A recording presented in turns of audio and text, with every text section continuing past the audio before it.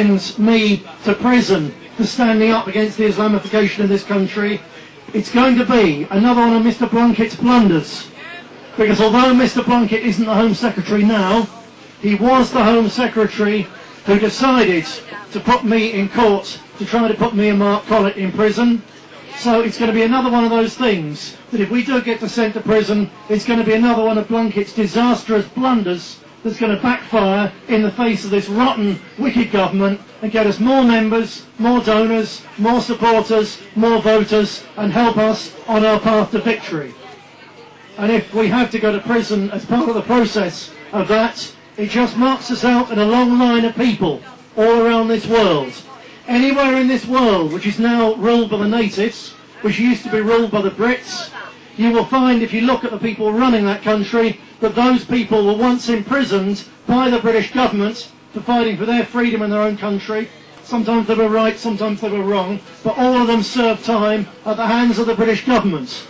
If you look in Eastern Europe, these places like the Czech Republic, with Havel, who was imprisoned as a dissident poet, he's now the president of that country.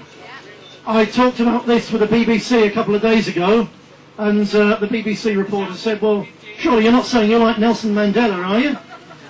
So I said, no, I'm not like Nelson Mandela alone. And you can see that.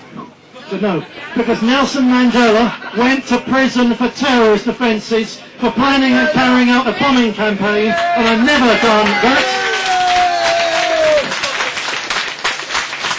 I've never proposed that, I've never condoned it, I've never suggested it. I've always said we will come to power through the ballot box, through the democratic process. So on account of that, I'm far better than Nelson Mandela.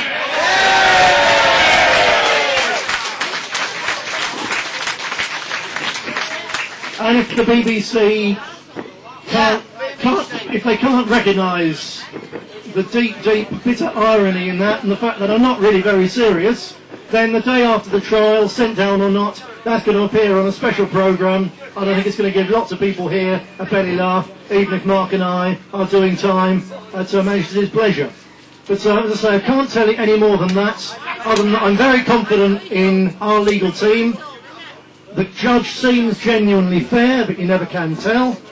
Win or lose, in terms of going to prison, it's going to benefit this party, either by having a victory or by having martyrdom.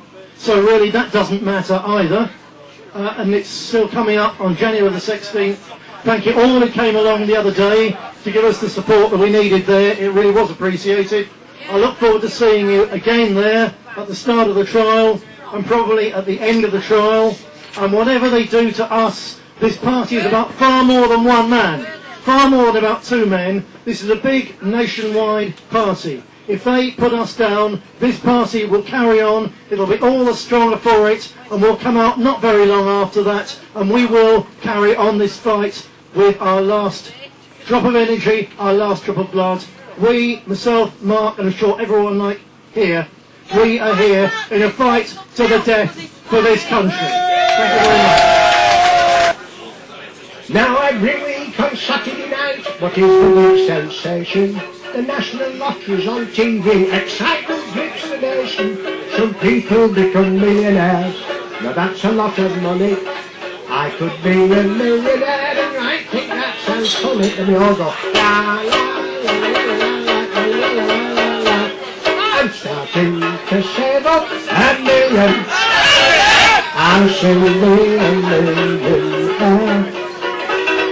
I've opened a post office savings account and I'm putting my fortune in there.